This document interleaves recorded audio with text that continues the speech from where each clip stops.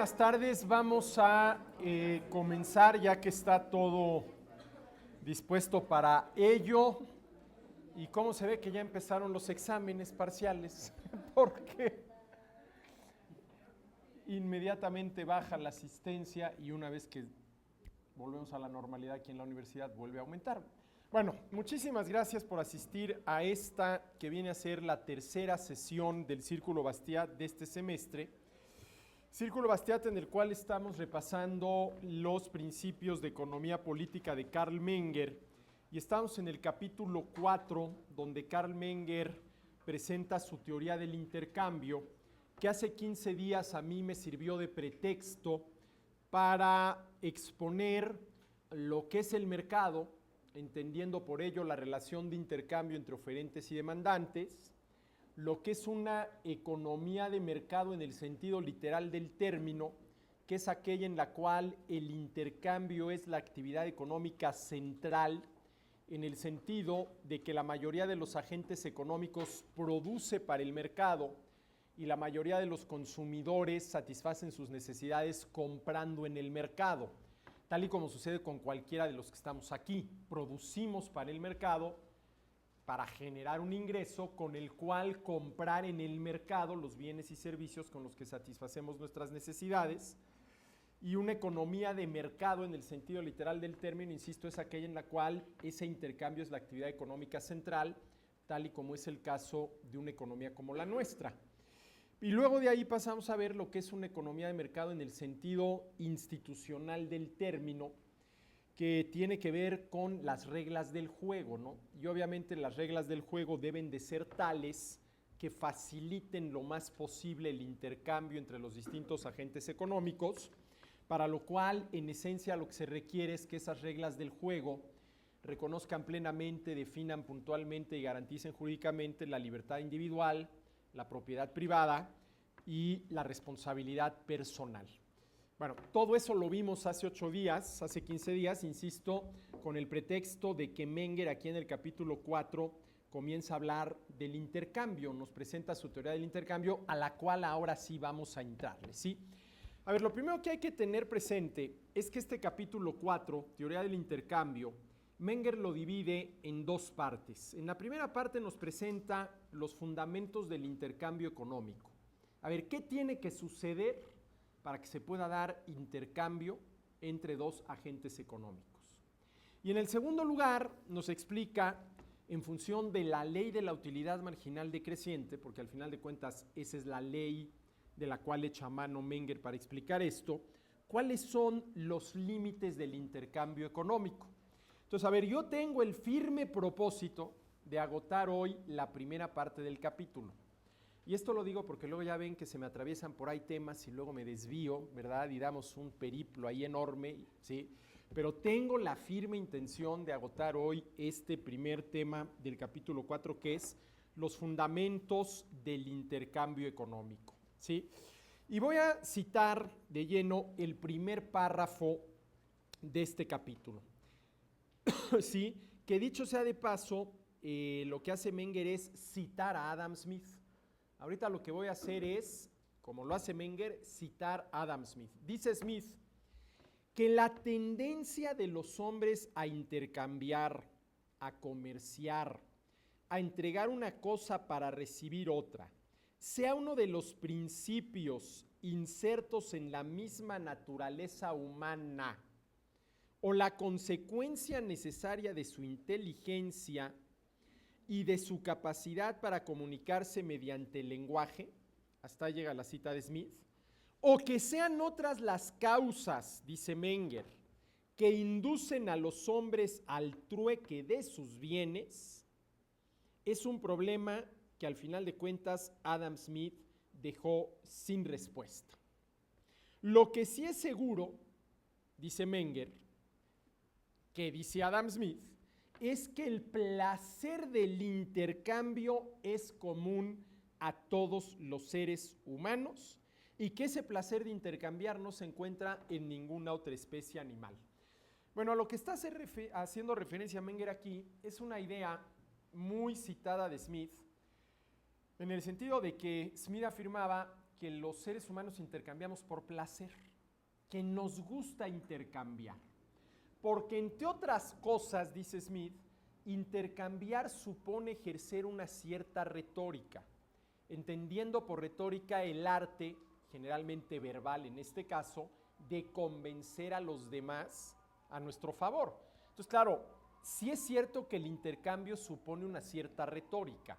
El consumidor tiene que convencer al demandante de que le compre su mercancía y a lo mejor el demandante tiene que convencer al oferente de que se la venda a un precio más barato, ¿no? Cualquier acto de regateo entre un oferente y un demandante, lo que es al final de cuentas es un ejercicio de retórica. Y puede haber ejercicio de retóricas pero muy acabados o unos verdaderamente burdos, ¿no? Miren, yo recuerdo hace muchos años cuando salieron al mercado estas pulseras amarillas de Armstrong, el ciclista que se llama Live Strong, que todo el mundo traía unas de esas.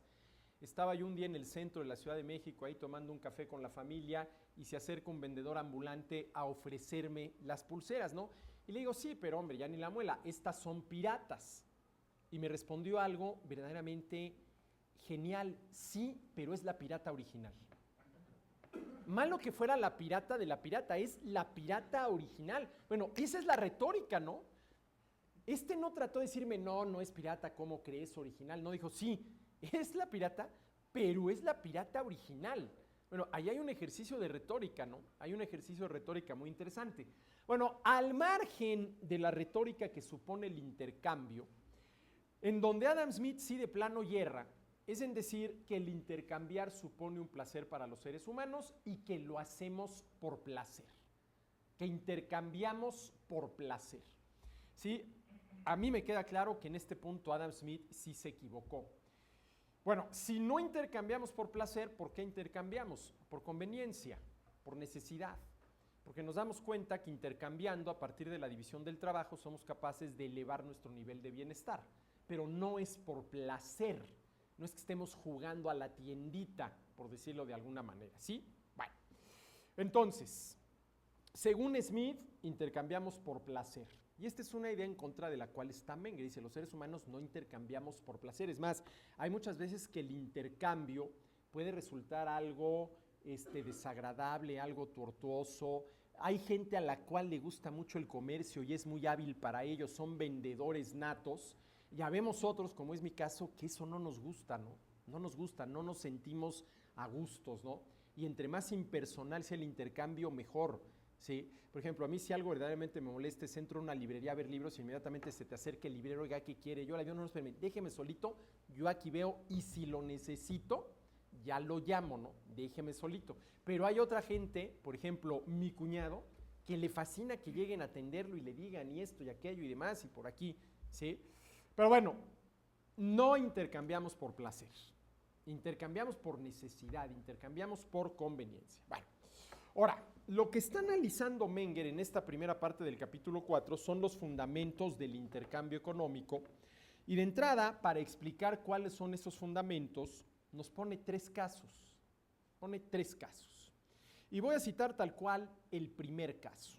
Dice Menger, supongamos que dos agricultores vecinos dispusieran, tras una rica cosecha, de un gran excedente de cereales de idéntica calidad, y que no hubiera obstáculo alguno para que pudieran intercambiar entre sí las cantidades que quisieran. En tal caso, nuestros campesinos podrían dedicarse sin trabas ni limitaciones al placer del intercambio. ¿Sí?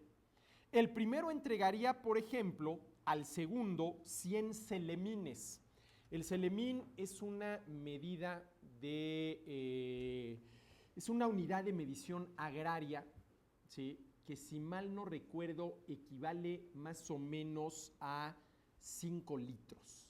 Es un celemín, es una unidad de medida agraria, como kilos, toneladas, etcétera, etcétera, que equivale más o menos a 5 litros, ¿no? Dice, entonces, el primero de estos agricultores entregaría, por ejemplo, al segundo 100 celemines de su cosecha por otra cantidad similar.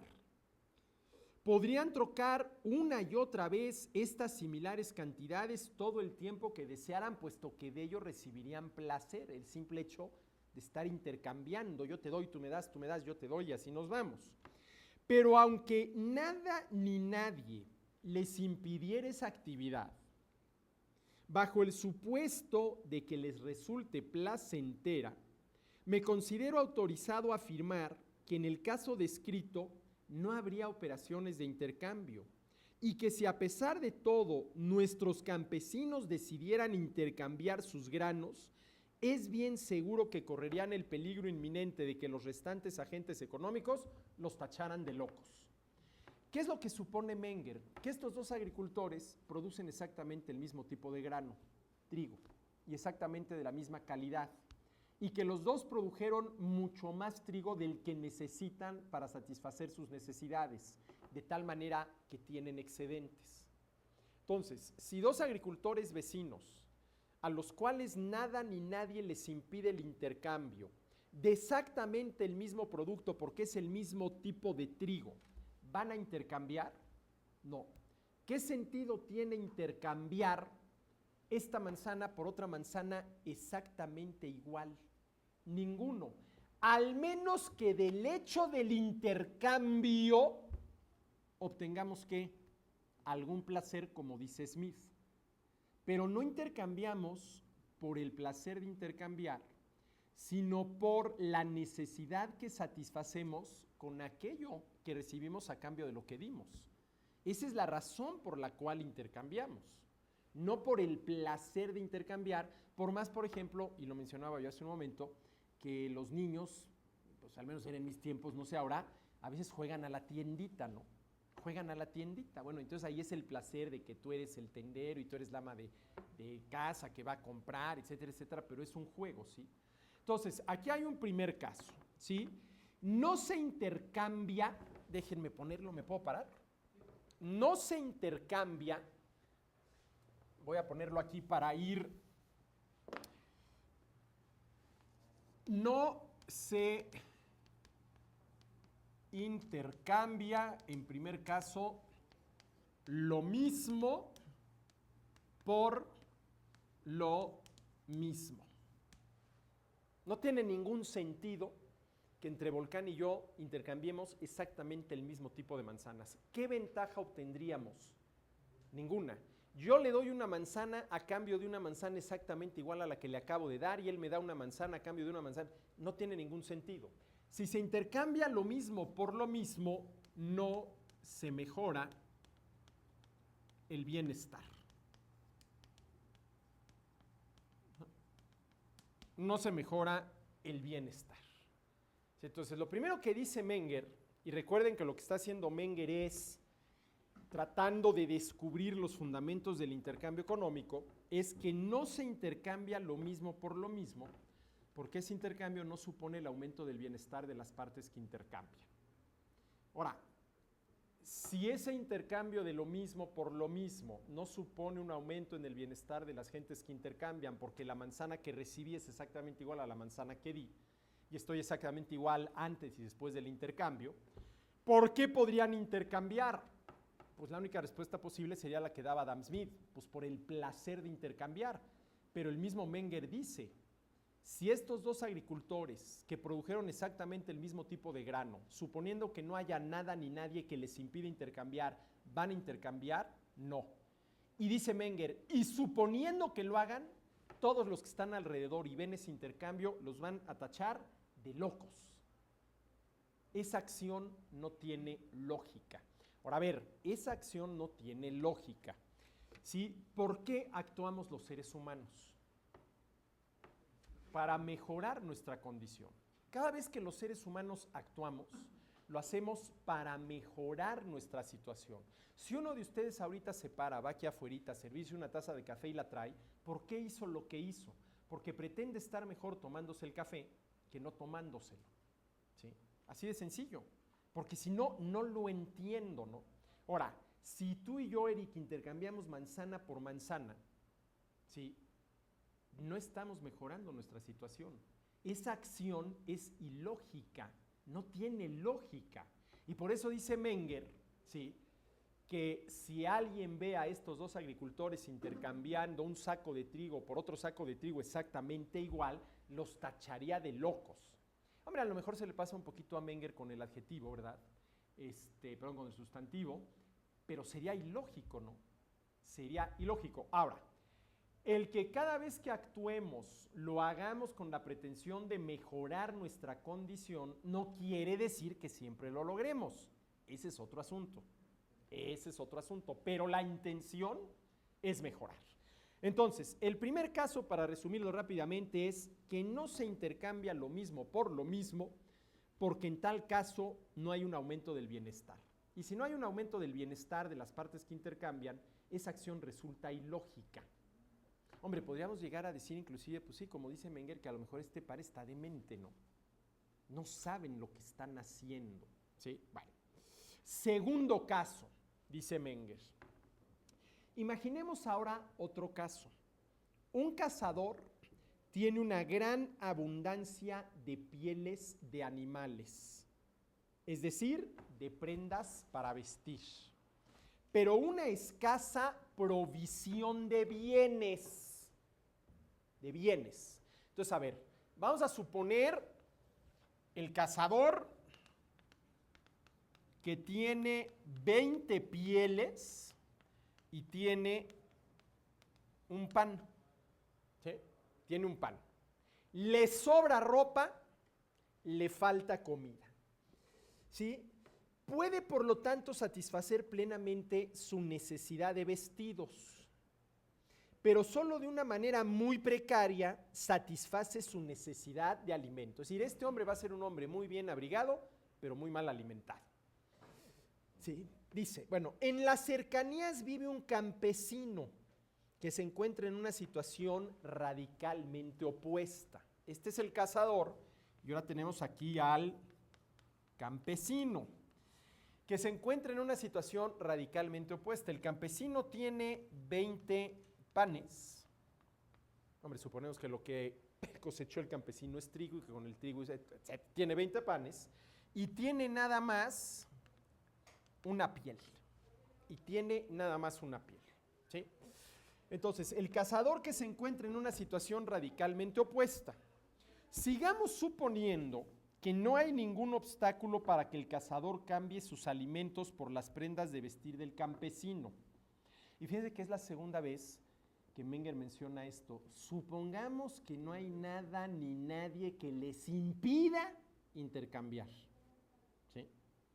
Y esto de alguna manera ya nos lleva al teorema de Coase. Pero bueno, a eso llegaremos al final. Teorema que obviamente Menger nunca cita porque Coase vivió mucho después de Carl Menger. Pero bueno, sigamos suponiendo que no hay ningún obstáculo para que el cazador cambie sus alimentos por las prendas de vestir del campesino.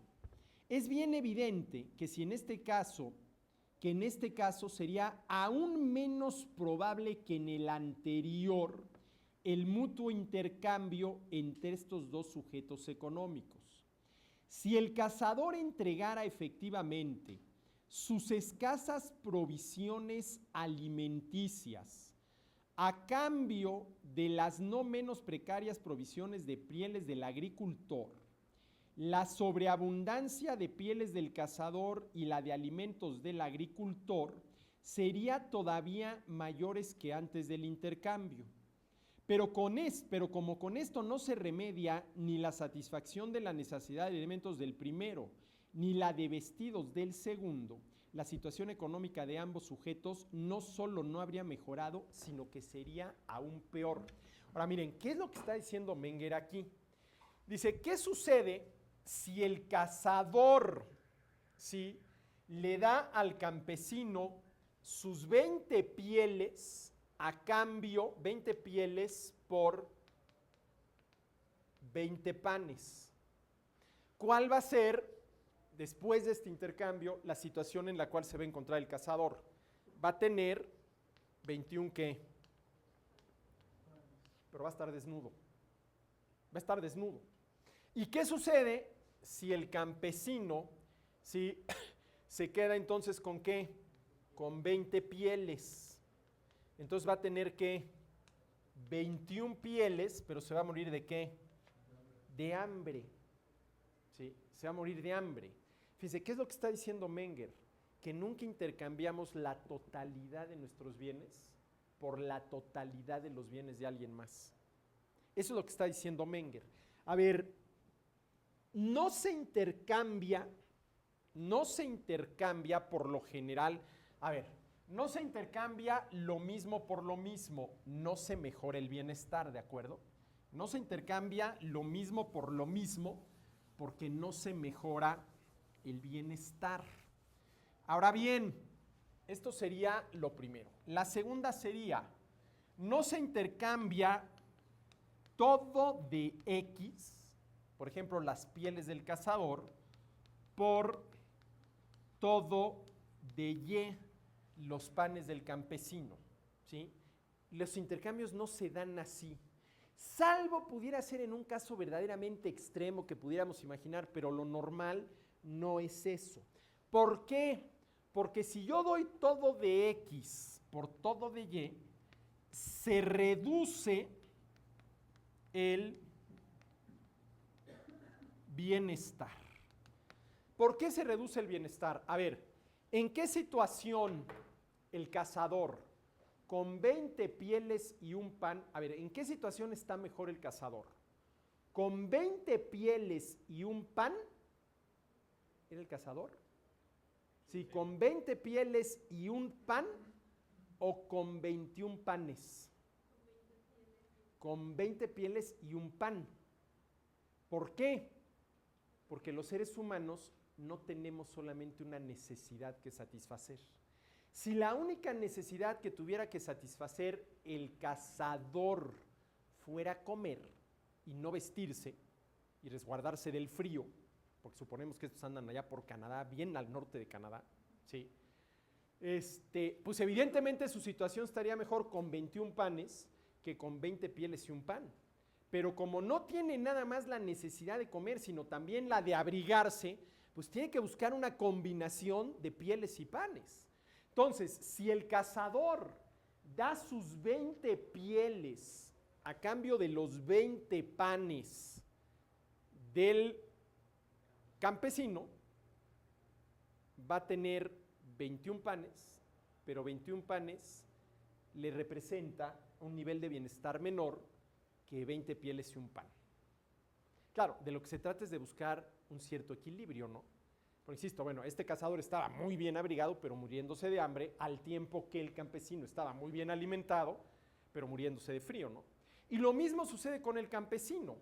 Si el campesino le da al cazador sus 20 panes a cambio de 20 pieles, el campesino va a tener 21 pieles, va a estar muy bien abrigado, pero se va a estar muriendo ¿de qué? De hambre. Su nivel de bienestar que se redujo, ¿no? Entonces, a ver, fíjense lo que está diciendo Menger y la manera de razonar de Menger, ¿no? ¿Cuáles son los fundamentos del intercambio? Bueno, a ver, no va a haber intercambio, dice Menger, cuando se intercambia lo mismo por lo mismo. ¿Por qué? Porque no se mejora el bienestar.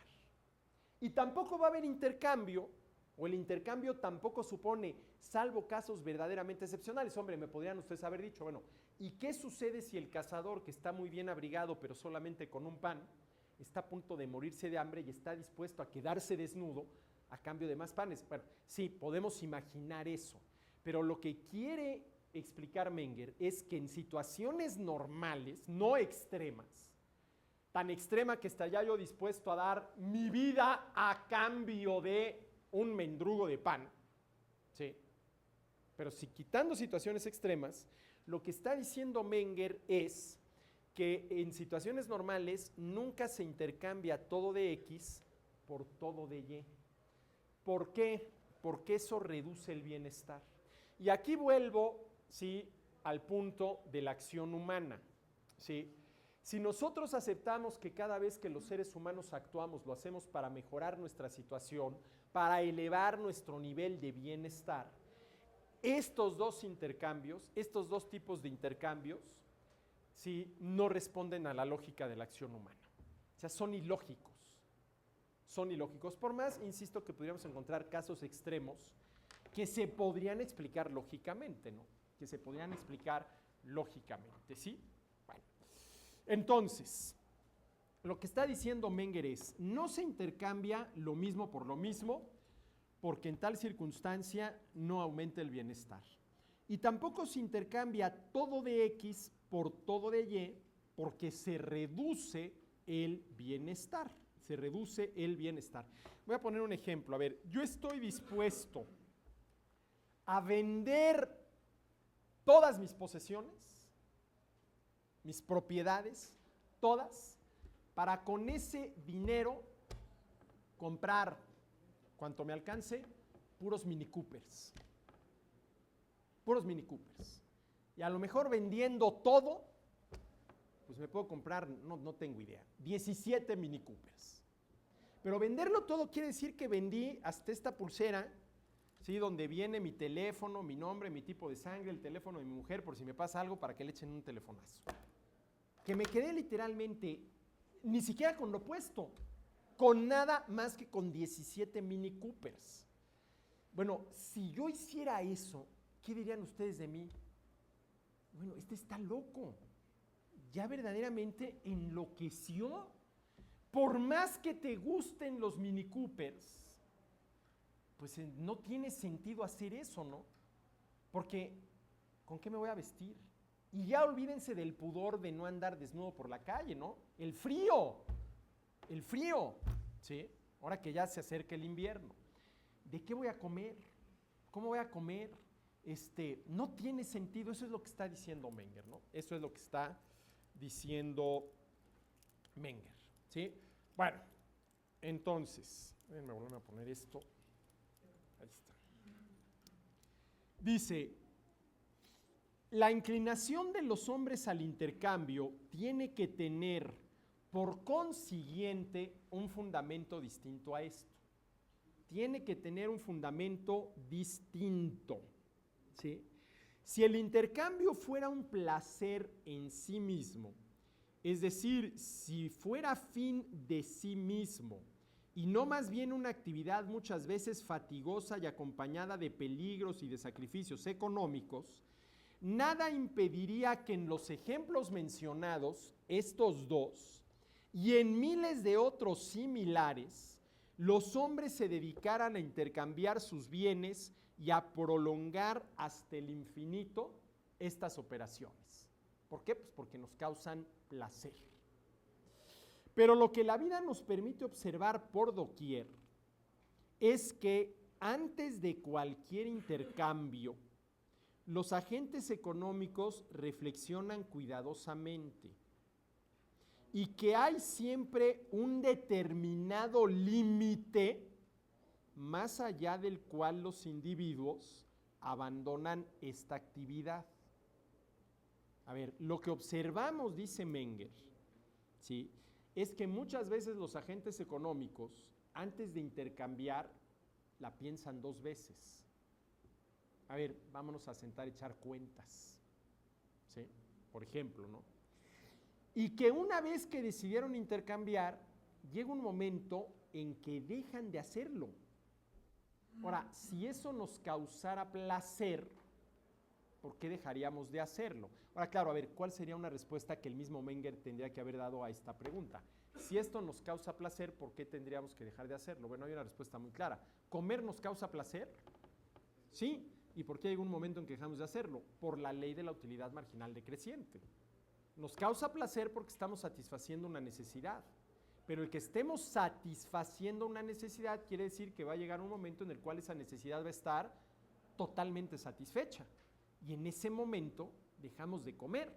Nos vuelve a dar hambre y volvemos a comer. Pero el que una actividad nos cause placer no quiere decir que una vez que la iniciemos nos sigamos de frente y no podamos dejar de hacerlo porque nos causa placer, porque aún el placer está sujeto a la ley de la utilidad marginal decreciente. Cualquier tipo de placer, comer, leer, hacer deporte, escuchar música, descansar. Llega un momento en que uno se cansa literalmente se cansa de descansar, ¿no? Se cansa de descansar, ¿sí? Pero bueno, lo que está diciendo Menger es que en este punto Adam Smith se equivocó. que los seres humanos no intercambiamos por placer. Ahora, si no intercambiamos por placer, pues probablemente la respuesta sea que intercambiamos por necesidad, intercambiamos por conveniencia, intercambiamos porque a través del intercambio logramos elevar nuestro nivel de bienestar. Y esta afirmación, a través del intercambio elevamos nuestro nivel de bienestar, si aceptamos que el intercambio es una acción humana, sí concuerda con la lógica de la acción humana. Actuamos para mejorar. Intercambiar es actuar. ¿Por qué intercambiamos? No solamente porque mejoro, sino porque tú también mejoras. ¿Sí? Bueno, ¿sí?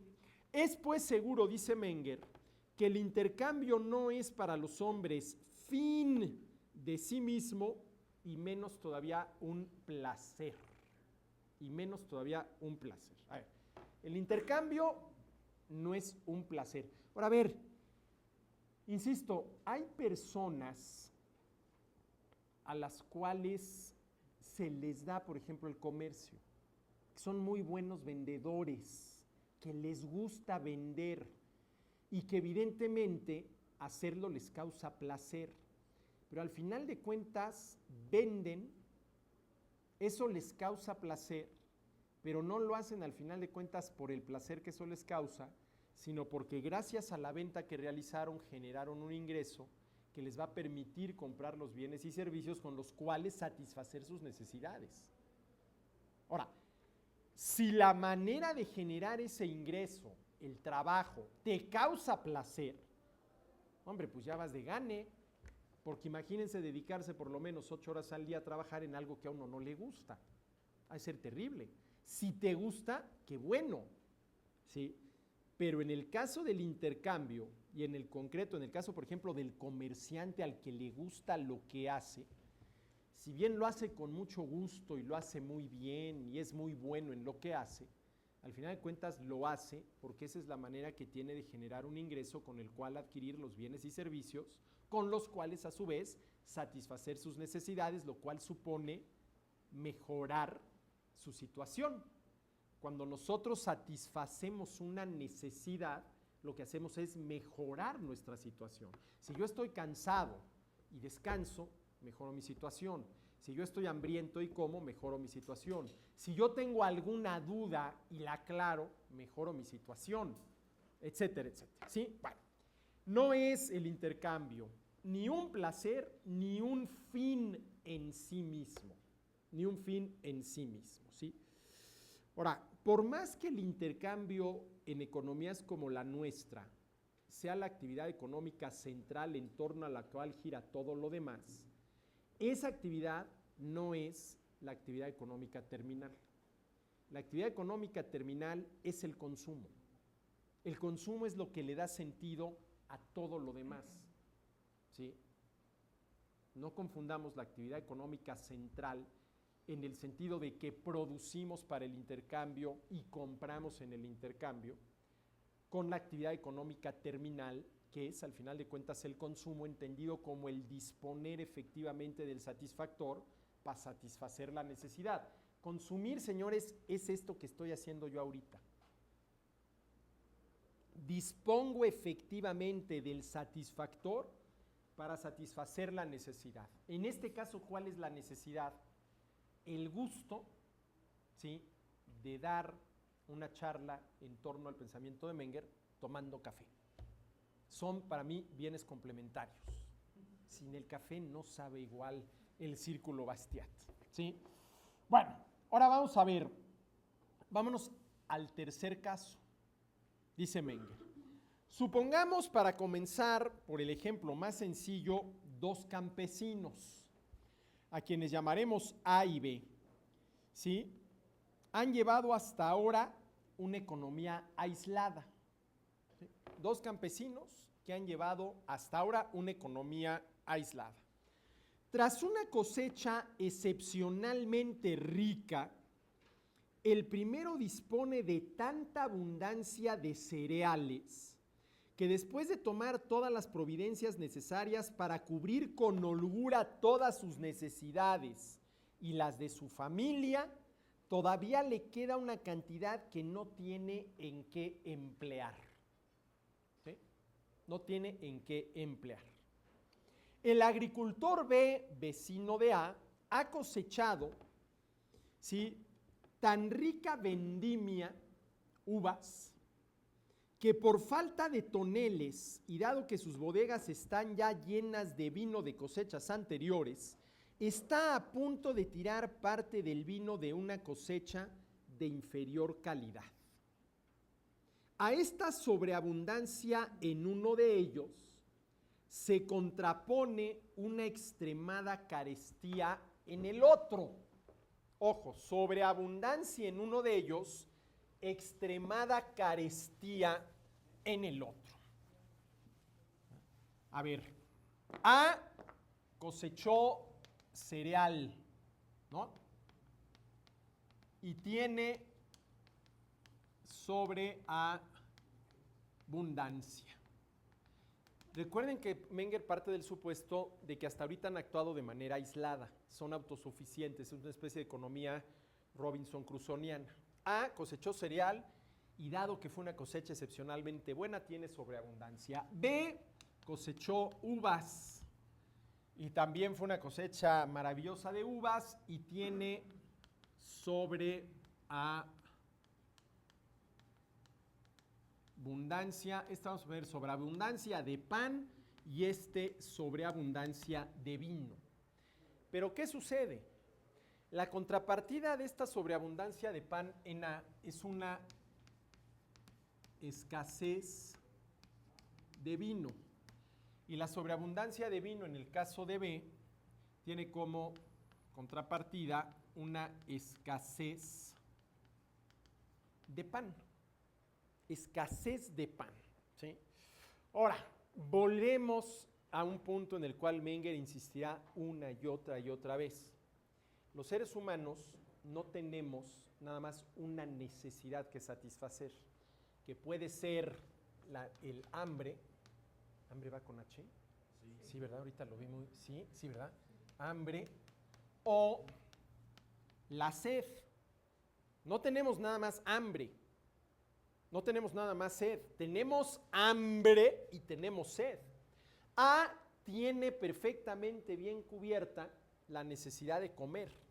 B tiene perfectamente bien cubierta la necesidad de beber. A no tiene perfectamente bien cubierta la necesidad de beber y A no tiene perfectamente bien cubierta la necesidad de, de comer y de beber. Entonces la pregunta que se hace Menger es si estas son las condiciones, si existe o no existe la posibilidad del intercambio. ¿Sí? ¿Qué tiene A? Excedente de cereal. A ver, ¿qué quiere decir que tiene excedentes de cereal? Que tiene más cereales de los que necesita para satisfacer todas sus necesidades. Y B tiene excedente de uvas. Tiene más uvas de las que necesita para satisfacer, produciendo vino, todas sus necesidades. Entonces la pregunta es si están dadas las condiciones para que estos dos intercambien. Pues sí. De entrada, sí. Por lo menos, ¿cuál condición está dada? Que uno tiene sobreabundancia de cereal, pero escasez de vino. Y el otro tiene sobreabundancia de vino, pero escasez de cereal. Y esa es la primera condición que se tiene que dar para que entre estos dos puedan intercambiar. Ahora, a ver, ¿cuáles otras dos condiciones faltan para que se pueda dar el intercambio? Porque esta condición, A tiene sobreabundancia de cereal y escasez de vino, al tiempo que B está en la condición exactamente contraria, tiene sobreabundancia de vino y escasez de pan. Bueno, esa es la primera condición, ¿no? A ver, si los dos tuvieran sobreabundancia de vino y exactamente el mismo vino, ¿intercambiarían? Pues no. ¿Sí? No. Ahora, si uno tiene sobreabundancia, si uno produce cereales y el otro produce vino, A estaría dispuesto a dar todos sus cereales a cambio de todo el vino y B dar todo el vino a cambio de todos los cereales. No, porque simple y sencillamente está satisfaciendo una necesidad a costa de otra. El costo de oportunidad de dar todo mi cereal a cambio de todo el vino sería ¿qué? Morirme de hambre. Y el costo de oportunidad de dar todo mi vino a cambio de todo mi cereal, a cambio de todo el cereal, sería morirme ¿de qué?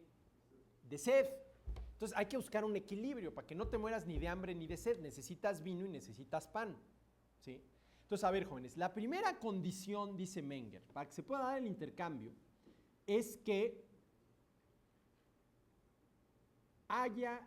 que uno de los agentes económicos tenga sobreabundancia de un bien, tenga perfectamente bien satisfecha la necesidad que ese bien satisface, pero tenga escasez de otro bien y por lo tanto tenga insatisfecha la necesidad que ese bien satisface. A ver, ¿cuál es la situación de A? ¿Qué necesidad tiene A perfectamente bien satisfecha? La necesidad de comer. Es más, le sobra cereal, ahí no está preocupado, por comer no le preocupa. Pero ¿cuál es la necesidad que no tiene satisfecha? La necesidad de beber. ¿Y qué sucede con B? Está exactamente en la condición contraria. ¿Cuál es la necesidad que B tiene perfectamente bien satisfecha? La necesidad de beber. ¿Y cuál es la que no tiene satisfecha? La necesidad de comer. ¿Sí? Y además, ¿quién tiene los satisfactores que A necesita para satisfacer su necesidad de beber? ¿Quién los tiene? B. ¿Y quién tiene los satisfactores que B necesita para satisfacer su necesidad de comer? A. Entonces, si este tiene sobreabundancia de pan y B necesita pan, y este tiene sobreabundancia de vino y A necesita vino, de entrada está dada una de las condiciones para que se lleve a cabo el intercambio, ¿sí? Claro que sí. Ahora, la pregunta es, ¿esa es la única condición que se tiene que cumplir para que se dé el intercambio? No. Menger dice, hay otras dos condiciones. ¿Cuáles son?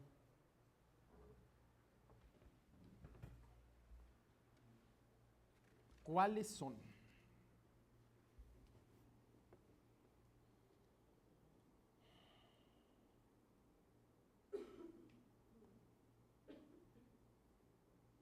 A ver, ¿qué pasa si A no sabe que B tiene sobreabundancia de vino y B no sabe que A tiene sobreabundancia de pan?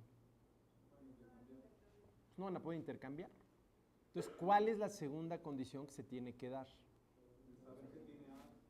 El que A sepa que B tiene el vino que necesita y que B sepa que A tiene el trigo que necesita. Y fíjense, esto es muy interesante. ¿Qué institución, esto no lo menciona Menger, ¿sí? Porque Menger pone el ejemplo casi a nivel de economía Robinson-Crusoiana, ¿no? Este es Robinson, este es viernes, y tarde o temprano se encuentran y se dan cuenta y intercambian, ¿sí? Pero ¿qué institución es la que en una economía como la nuestra nos permite saber esto? En pocas palabras, ¿qué institución en una economía como la nuestra es la que pone en contacto a A y B? El mercado. El mercado. Aquí sí el mercado entendido no como la relación de intercambio, sino como el lugar a donde A y B llevan ¿qué? Sus excedentes. Sus excedentes. ¿Sí? El mercado entendido ahora como el lugar donde A y B llevan sus excedentes. Ahora, fíjense, ya ni siquiera tiene que ser un lugar. Yo insisto el caso de Amazon, ¿no? A ver, para mí Amazon se ha convertido en el lugar donde yo encuentro muchos libros. A ver, donde me encuentro a alguien, que siempre es un editor, que tiene excesos de libros sobre algún tema relacionado con Adam Smith. Ni siquiera es un lugar, porque ¿cuál es ese lugar de Amazon? Pues el ciberespacio, o vete a saber.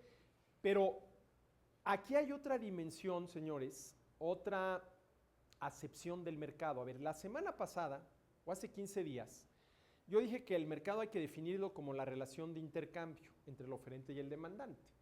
Pero también se puede definir como,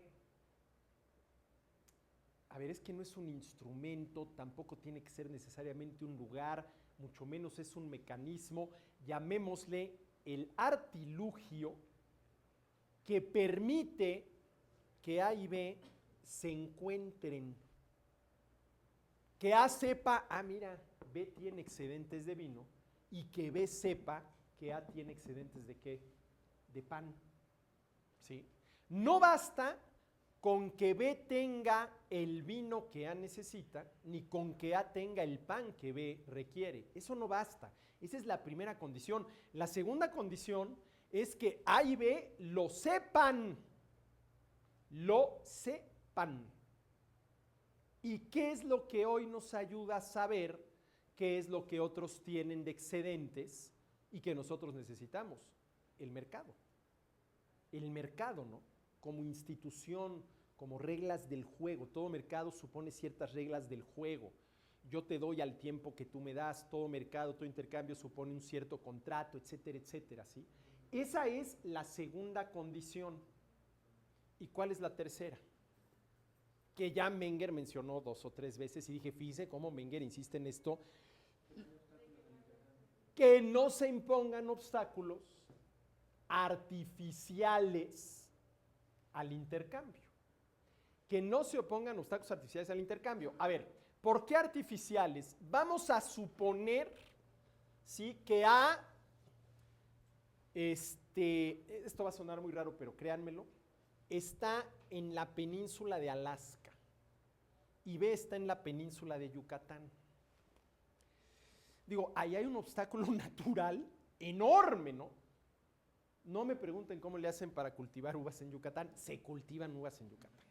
El suelo yucateco es tan fértil que las mejores uvas, y dentro de 100 años no va a haber mejor vino que el vino yucateco, ¿sí? Pero claro, ahí habría un obstáculo que natural, ¿no?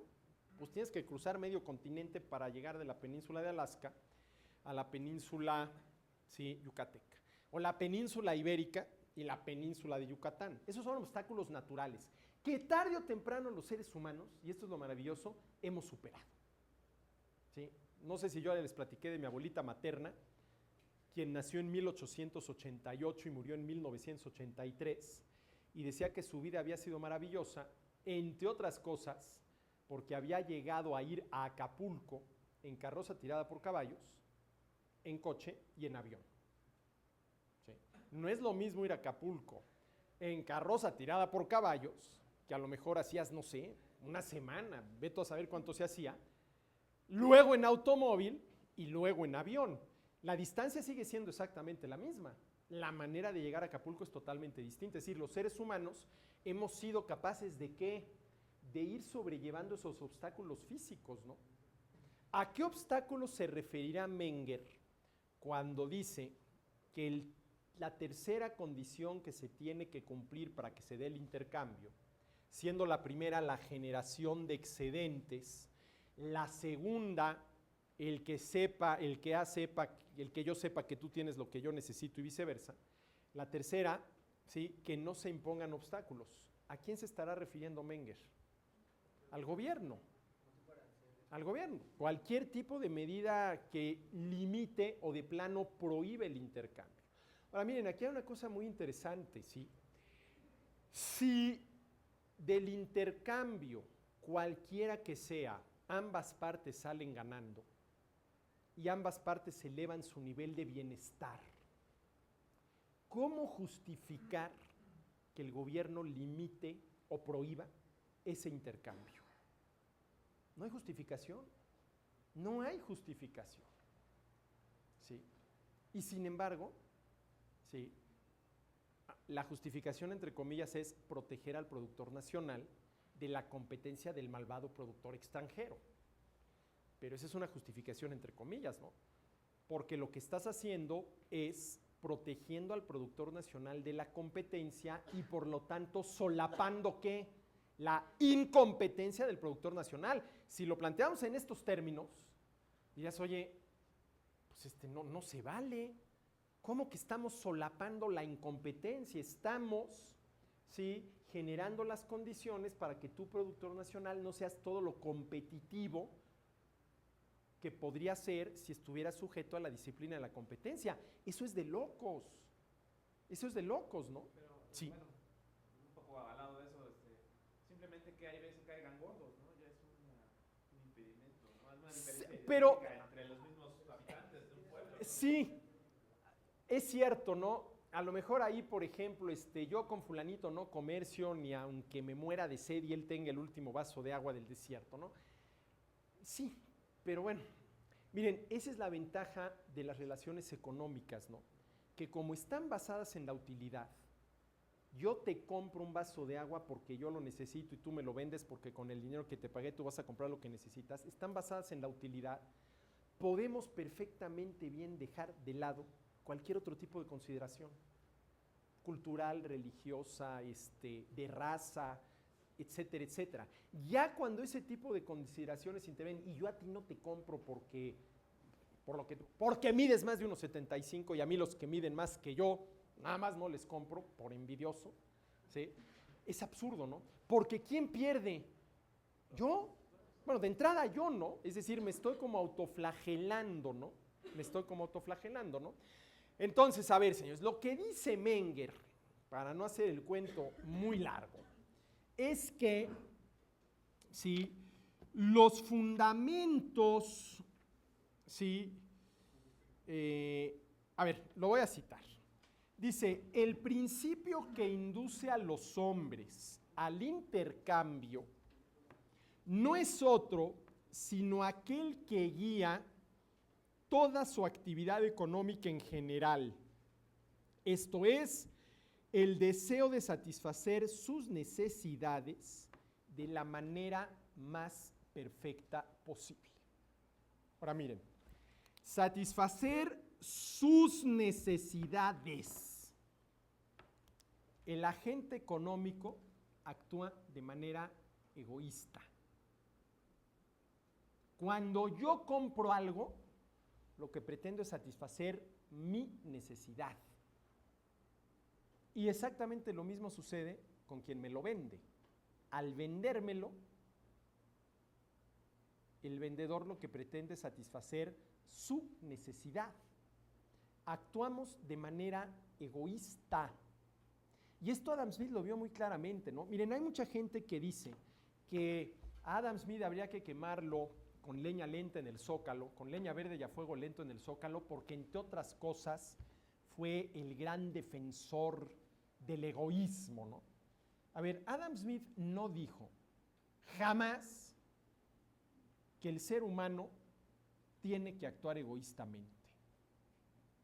Lo que dijo fue que en el mercado los seres humanos actuamos de manera egoísta. ¿Sí? Estaba describiendo el comportamiento del ser humano, no prescribiendo cómo debíamos de comportarnos.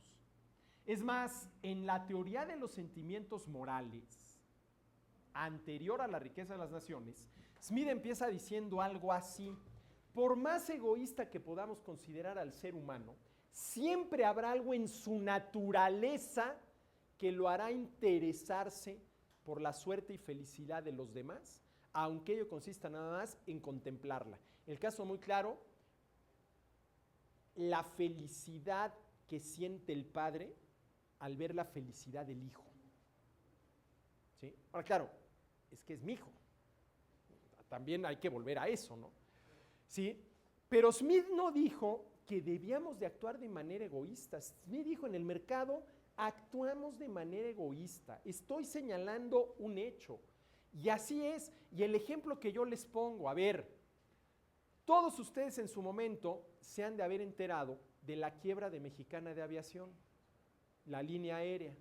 A ver, ¿quién de ustedes al enterarse que Mexicana de Aviación estaba a punto de quebrar, salieron corriendo a una oficina expendedora de boletos de Mexicana a comprar cuantos boletos pudieran, no porque ustedes quisieran o necesitaran viajar a algún lugar, sino para echarle la mano a Mexicana, que pobrecita, o le compramos o va a quebrar?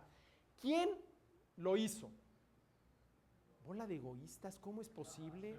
Estaba a punto de quebrar la pobre empresa y ninguno de ustedes fue capaz de echarle una mano, ya ni la muela. Pues no, porque en el mercado no actuamos así. Ahora miren, ya debe de haber quedado clara la ventaja del intercambio. Es un juego de suma positiva, las dos partes ganan, las dos partes elevan su nivel de bienestar y el resultado es eso que mencionaba yo hace 15 días, un cierto bien común, que no es el bien común de la doctrina social de la iglesia, que es un tanto cuanto abstracto, sino un bien común muy concreto, ¿sí? Las dos partes ganan, ¿sí? Ahora bien, fíjense, ¿qué pasaría si las dos partes que intervienen en un intercambio pretendieran actuar de manera benevolente, no egoísta, benevolente? Pasaría algo muy curioso. Llego yo a una tienda de artículos deportivos y les digo, miren, como mi interés no es beneficiarme a mí mismo, sino beneficiarlos a ustedes, les voy a comprar toda la existencia que tienen aquí de tenis al precio que dice la etiquetita multiplicado por 10. Aunque me vaya a gastar millones, porque yo lo que pretendo es beneficiarlos a ustedes. Yo no soy egoísta. Yo voy a demostrar que Adam Smith estaba equivocado. Yo actúo aquí como hermanita de la caridad, lo que quiero es beneficiarte a ti, el dueño de la tienda de artículos deportivos, y te repito, me voy a llevar toda la existencia de tenis que tengas al precio que dice la etiqueta multiplicado por 10. Estoy actuando de manera benevolente. Pero tú también vas a actuar de manera benevolente. Es decir, no de ninguna manera, porque aquí el benevolente soy yo, ¿sí? Y como yo lo que quiero no es beneficiarme a mí mismo vendiéndole a usted este par de tenis, obteniendo una ganancia extraordinaria, sino beneficiarlo a usted, yo le voy a regalar a usted toda, absolutamente toda la existencia de tenis que hay en la tienda, más un subsidio al consumo equivalente al precio de cada par de tenis multiplicado por 15. De ninguna manera puedo yo aceptar eso porque aquí el benevolente soy yo y yo le voy a... Bueno, si cada uno se monta en su macho, en su actitud benevolente, nunca van a acabar de discutir. Para que haya intercambio con todos los beneficios que el intercambio trae consigo, hay que actuar de manera ¿qué? Egoísta. Miren, ahí les va. Que por cierto habrá que ver, ahorita Víctor o Ana nos dirán si no va a venir próximamente a México, porque si viene, habría que irlo a escuchar. Hay un economista, Rigoberto Stewart, quien tiene un libro del 2005, que si mal no recuerdo, aquí siempre intercambio los dedos, que es La magia y el misterio del comercio, o El misterio y la magia del comercio. Es La magia y el misterio del comercio, que es todo un tratado de lo que es el comercio. Y si quieren ustedes entender lo que es el comercio, hay que leer a Rigoberto Stewart. Es más, el libro está en internet, lo pueden leer ahí en internet, inclusive no sé cómo ande ahí el asunto de los derechos, el copyright y todo esto, pero ahí está el libro. Y de veras es muy interesante porque es un análisis muy bien elaborado, exhaustivo, de lo que es el comercio, ¿no? De lo que es el comercio, de lo que supone el comercio, todo su análisis, por ejemplo, de las zonas naturales de comercio. A ver, un ejemplo de los muchos que utiliza Stuart dice, a ver, ¿por qué el gobierno mexicano sí permite el comercio entre un veracruzano y un tamaulipeco? Bueno, la pregunta sería, ¿por qué no debería de permitirlo, no?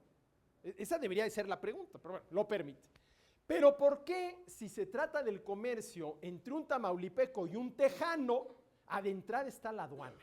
De entrada está la aduana, ahí está físicamente el primer obstáculo al comercio.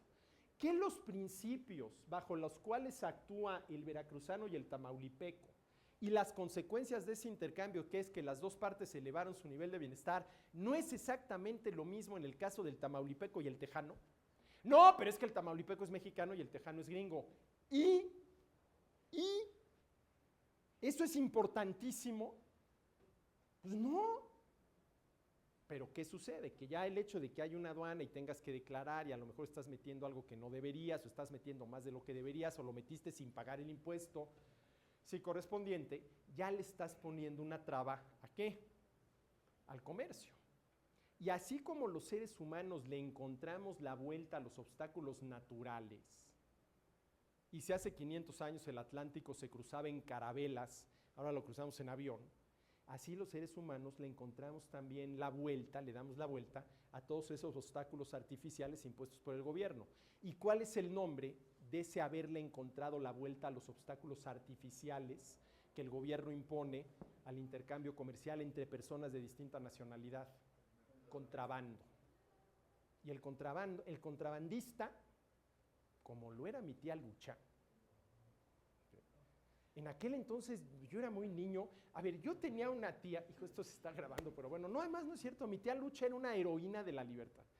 Yo tuve una tía, la mayor de las hermanas de mi mamá, eran 9 hermanos, mi mamá es la menor, esta era era la segunda, que allá a finales de los años 60, pues sí, bueno, aquí se le llamaba falluquera, pero era contrabandista. De pronto sí iba 6, 7, 8 días a Estados Unidos. Yo no sé qué contactos tenía en la aduana, y mejor ni le averiguo ni qué tenía que ser, pero de pronto llevaba con las maletas llenas de mercancías. Bueno, y era una delicia ir a casa.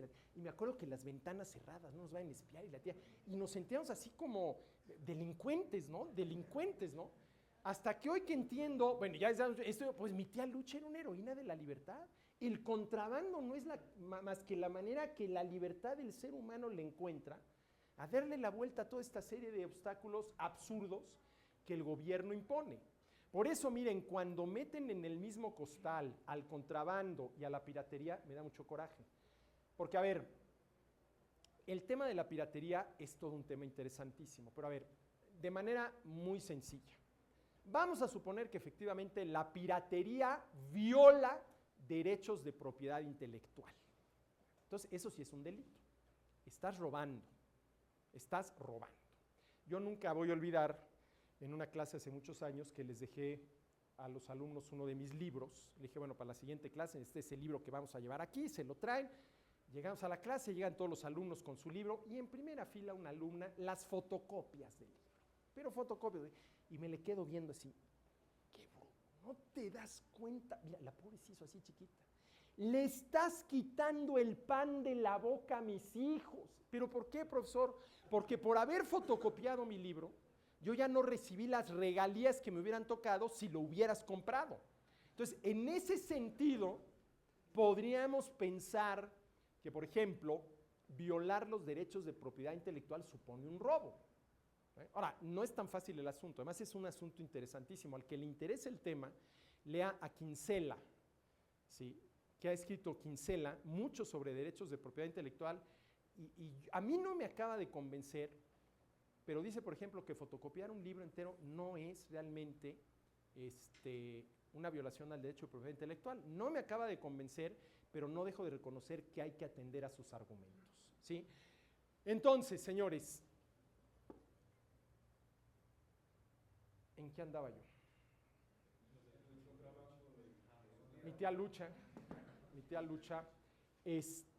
claro, no hay que meter en el mismo costal al contrabando, que no viola ningún derecho. ¿Cuál es la causa del contrabando? La prohibición. Esa es la causa del contrabando, que arbitrariamente prohibieron que entrara esta mercancía al país para proteger al productor nacional. ¿Para protegerlo de qué? De la competencia, es decir, para solaparle la incompetencia. Eso no tiene sentido, eso es antieconómico, ¿sí? Bueno, el hecho es que, volviendo a esto, Menger dice, y lo repito, que el principio que induce a los hombres al intercambio no es otro, sino aquel que guía toda su actividad económica en general, esto es, el deseo de satisfacer sus necesidades. Actuamos de manera egoísta. Si pretendiéramos en el mercado actuar de manera benevolente las dos partes, no habría intercambio. Porque a mí no me sacarían del te quiero comprar toda la existencia de tenis al precio que dice la etiqueta multiplicado por 10, y a ti nadie te sacaría, no, te voy a regalar toda la existencia de tenis con un subsidio equivalente al precio que dice la etiqueta multiplicado por 15. No llegamos a ningún lado.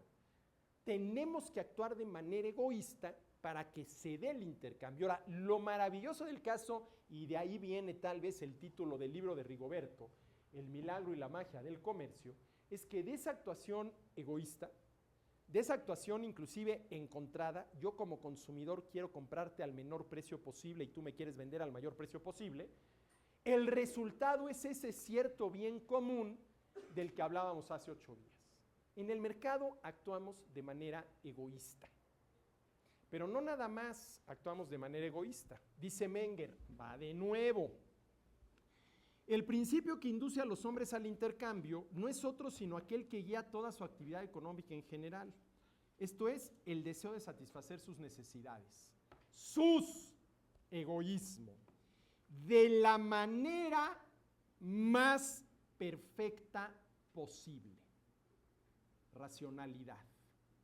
Miren, en el mercado actuamos de manera egoísta, pretendemos satisfacer nuestras necesidades irracional, al menor costo posible.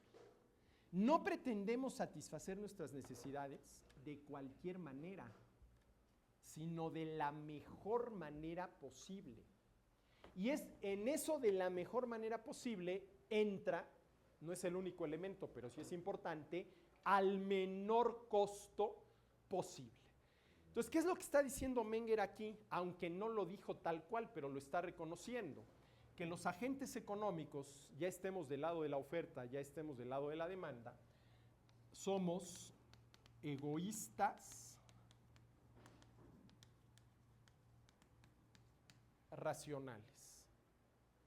Buscamos nuestro bienestar al menor costo posible. Esto de egoístas nos viene de naturaleza. Bueno, inclusive, a ver, en el Evangelio se dice, ¿no? Ama a tu prójimo como a ti mismo. No dice ama a tu prójimo, como a ti mismo. Y luego Adam Smith, en la teoría de los sentimientos morales, le agregó una cosa muy interesante. Dijo, a ver, si el gran precepto del cristianismo, dice Smith, es ama a tu prójimo como a ti mismo, el gran precepto de la naturaleza es ámate a ti mismo como te aman los demás.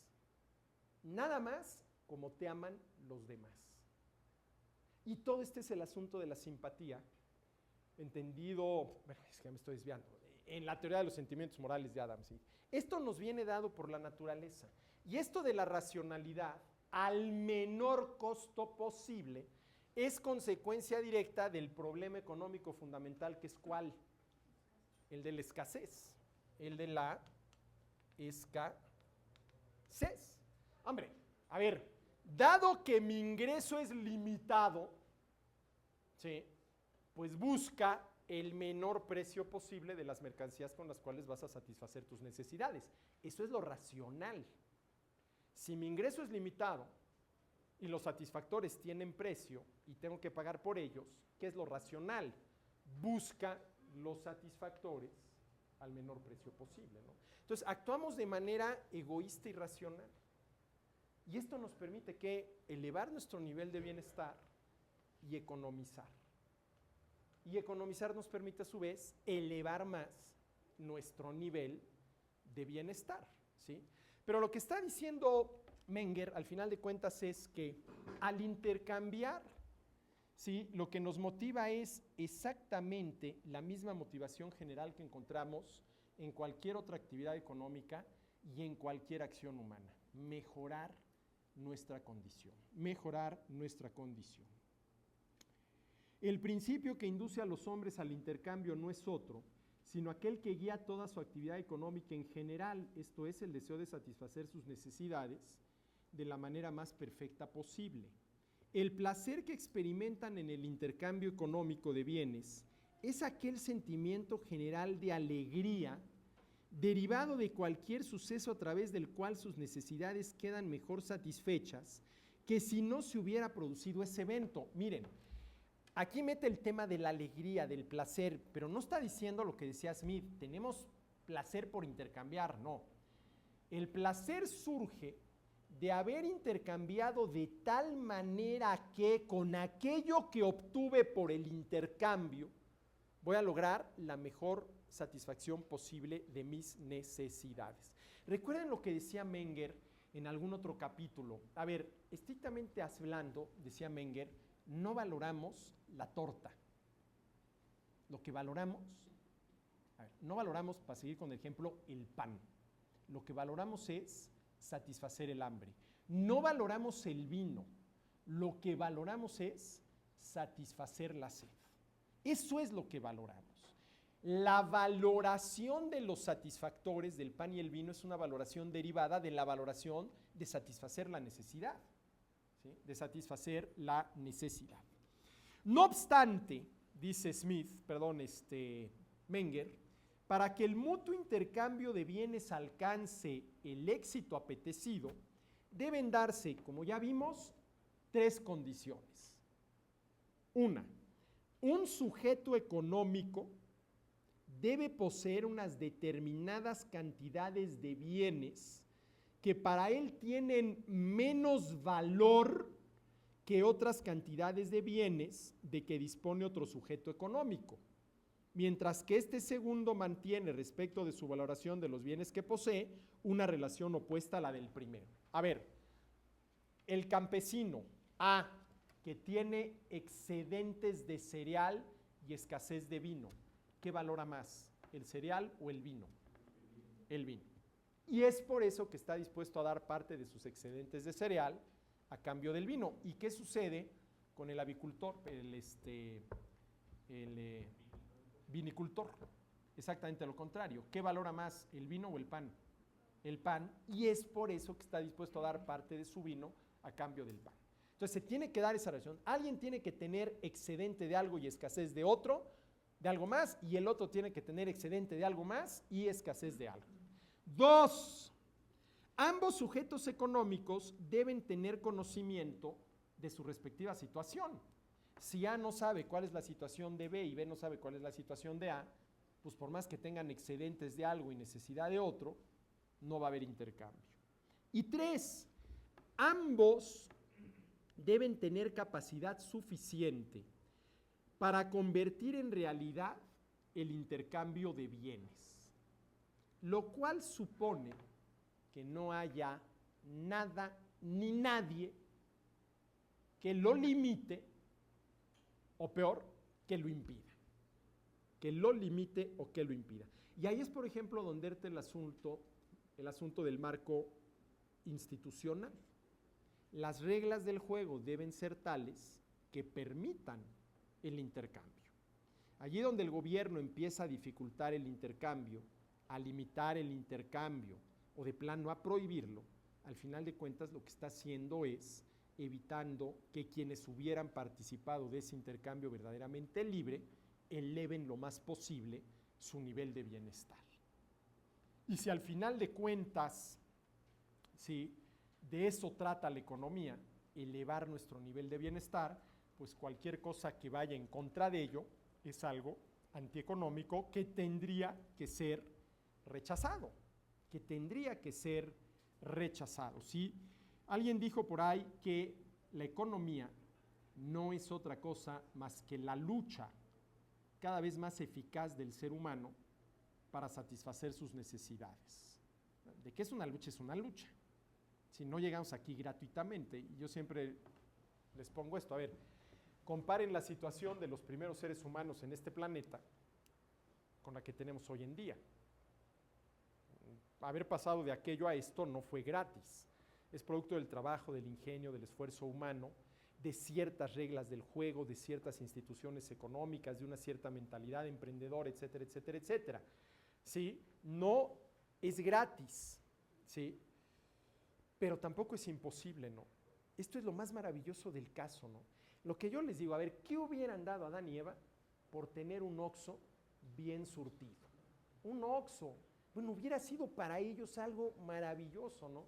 Hoy en día nosotros el Oxxo lo damos por descontado, ¿no? En una situación normal encuentras un Oxxo, ¿sí? Literalmente, casi en cada esquina, ¿no? ¿Sí? Entonces la economía no es más que la lucha del ser humano, lucha cada vez más eficaz por satisfacer sus necesidades y elevar su nivel de bienestar. Y en ello el intercambio juega un papel fundamental, es la actividad económica central. Producimos para el intercambio, ¿sí? Y compramos en el intercambio.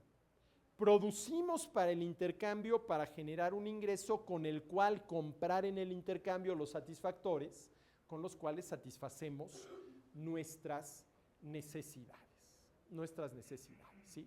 Ahora, lo que sí resulta verdaderamente y sigue siendo desafortunadamente muy constante y resulta verdaderamente hasta cínico es cómo el gobierno sigue protegiendo a determinados grupos de productores nacionales de la competencia del exterior, siempre a costa del bienestar de los consumidores.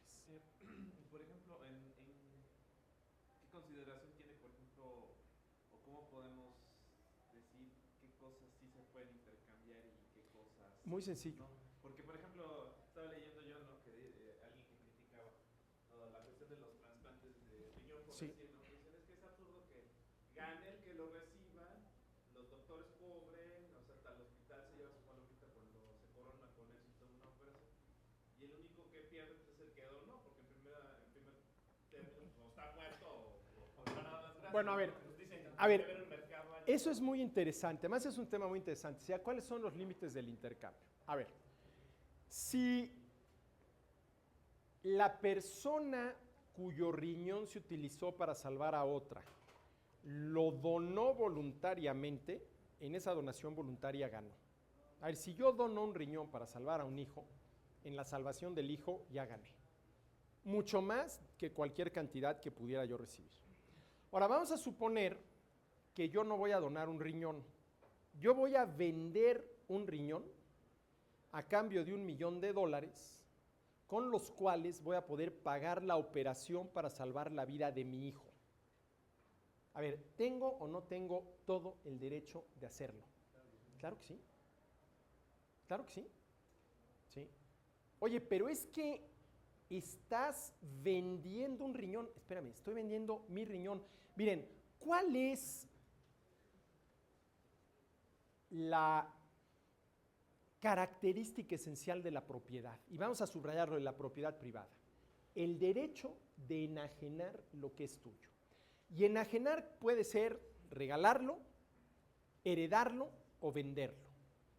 A ver, señores, ustedes dirían que este riñón que tengo por aquí metido, a ver, ¿es mi riñón, sí o no? Ahora, si realmente es mi riñón, eso quiere decir que yo tengo el derecho de donarlo, heredarlo, que sería donarlo una vez que me muero, eso sería la herencia, donarlo en vida, quítenme un riñón. Además, por ejemplo, yo tengo el caso de un conocido mío, un dentista, que le donó uno de sus riñones a su hijo y afortunadamente eso fue hace como 10 años, los dos están muy bien, lo superaron, ¿no? Inclusive venderlo, pero miren, hay una cosa aquí muy interesante. Si yo dono mi riñón, a lo mejor todo el mundo me lo aplaude, ¿no? Pero si lo vendo, pero a ver, lo vendo para obtener el dinero y pagar la operación de mi hijo. A ver, vamos a suponer que yo necesito $1,000,000 para operar a un hijo y que el seguro eso no me lo cubre. Y lo necesito antes de un mes. ¿Sí? Y no tengo otra manera de obtener el $1,000,000 más que vendiendo uno de mis riñones a un millonario tejano que necesita un riñón y si no se muere. Y se lo vendo. A ver, ¿tengo el derecho de hacerlo, sí o no? Sí, bueno, hay muchísima gente que dice que no. Que dice que no y que el gobierno debería de prohibirlo. ¿No? ¿Por qué? No sé si en la legislación mexicana esté prohibido, lo voy a averiguar, no lo sé, pero si está prohibido, ese es un claro ejemplo de una ley injusta. Porque, a ver, vuelvo a lo que ya he mencionado varias veces aquí, ¿qué es lo único que las leyes deberían de prohibir y el gobierno castigar? Las acciones delictivas por su propia naturaleza. Y son delictivas por su propia naturaleza las acciones que violan derechos de terceros: matar, robar, secuestrar, mutilar. Ahí sí estás violando derechos de terceros, le estás haciendo un daño a terceros. Pero si yo vendo un riñón para obtener $1,000,000 con los cuales salvarle la vida a un hijo mío, eso por su propia... a ver, espérame, voy a hacer todavía más. Vendí mi riñón porque quiero $1,000,000 para irme con mis cuates todo un fin de semana a Las Vegas a ver si sucede lo que dice aquella película que sucede, el que amanecieron ahí con el tigre en el cual, a ver si me sucede algo así en Las Vegas. Bueno, a ver, en ese caso, ¿estoy yo cometiendo un delito? ¿No? Entonces tú no tienes por qué prohibirlo. Es un asunto moral. Desde el punto de vista moral, sí podríamos, y creo que tendríamos, porque no es lo mismo vender un riñón para salvarle la vida a alguien que vender un riñón para irte de reventado con tus cuates a Las Vegas. Moralmente, sí habría ahí que se puede analizar desde el punto de vista moral, pues desde el punto de vista legal, no estoy cometiendo ningún delito. Ahora, una cosa interesante, ya nada más para terminar en los 2 minutos que me queda. A ver, se dice que una de las tareas esenciales del gobierno es evitar que nos hagamos daño unos a otros, que yo te mate, que yo te secuestre, que yo te mutile, que yo te robe. La pregunta interesante es, ¿cuáles son los males que el gobierno debe evitar? Porque, por ejemplo, dicen, el gobierno debe prohibir el consumo de drogas, que en sí mismo no es una actividad delictiva, sino un vicio, por el daño moral que el hijo drogadicto le causa a sus padres. A ver, un hijo drogadicto sí le causa un daño moral a sus padres. La pregunta es si ese tipo de daño moral también tiene que prohibirlo el gobierno. Y a mí me queda clarísimo que no. Les voy a poner un ejemplo absurdo, ¿sí? Juanita se enamora locamente de Pedrito, Pedrito se enamora locamente de Juanita, y el día de la boda en la mañana Juanito conoce a Lupita, se enamora locamente de Lupita y deja a Juanita plantada en el atrio de la iglesia vestida de novia, ¿sí? Y Pedrito se fue con Lupita. Y le causó un daño moral a Juanita terrible, al grado que ni con 30 años de terapia 3 veces por semana va a superar aquel trauma. Le causó un daño moral terrible. La pregunta es, ¿el gobierno debería de prohibir y en caso de que no lo logre castigar ese tipo de daños morales? Pues no. Entonces, ¿cuáles son los daños que el gobierno tiene que prohibir? Los daños a la vida, a la libertad y a la propiedad, pero no los daños morales. En fin, señores, nos vemos aquí dentro de 15 días. Muchísimas gracias.